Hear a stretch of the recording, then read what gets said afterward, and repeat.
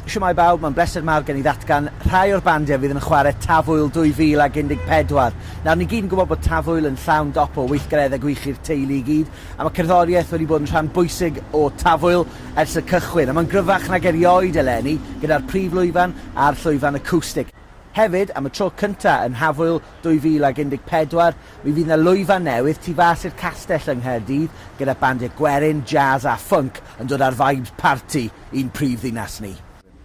Felly, ar y prif lwyfan bydd yr Odds, Bryn Fawn ag Endaf Gremlin, yr Eira, y Bandana, Bob Delyn a Cucamunga. Ar y llwyfan acwstic, mewn pabell Dan Do am y tro cyntaf, rhag ofn bod yn bwrw glaw, as if, fydd Gareth Bonello, Steve Eves, Greta Isaac, Pli, Cizzy Crawford ag Al Lewis I gyd yn chwarae, bob un ohonyn nhw yn gerddorion arbennig iawn.